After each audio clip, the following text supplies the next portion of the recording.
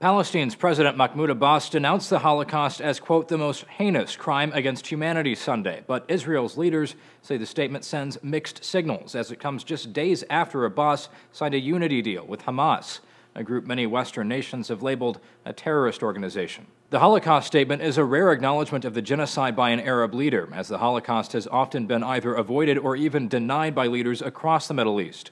Iranian President Hassan Rouhani made news by condemning the genocide shortly after his election in 2013. The Palestinian news agency WAFA writes that Abbas shared his sympathy with the victims and their families and said that the world must do its utmost to fight racism and injustice in order to bring justice and equality to oppressed people wherever they are. He then compared the plight of the Palestinians to that of the Jewish people during the Holocaust, both suffering from, quote, injustice, oppression, and denied freedom and peace. The BBC writes Hamas, the group Abbas recently partnered with, has traditionally refrained from acknowledging the Holocaust.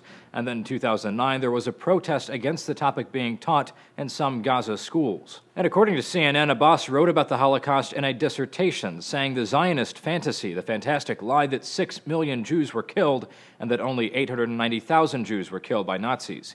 He reversed his position in 2011, though, saying that he could accept that there were, in fact, 6 million victims. Sunday's statement received mixed reactions in Israel, with Time writing that his comments appeared to be aimed at reaching out to Israeli public opinion at a time of deep crisis in Israeli-Palestinian peace efforts. But Israeli Prime Minister Benjamin Netanyahu was unmoved by the acknowledgement during a CBS Face the Nation interview, where he brought up the Hamas unity deal from Wednesday. In fact, what I say to him very simply is this: President Abbas, tear up your pact with Hamas. Recognize the Jewish state.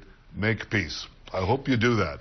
But you can't have both Hamas and peace with Israel. Business Week adds that John Kerry is putting his timeline for Israeli-Palestinian peace talks on indefinite hold. Those talks have been derailed after Israel failed to go through with a scheduled release of Palestinian prisoners, then announced new Jewish settlements in East Jerusalem. For Newsyam's Zach Toombs.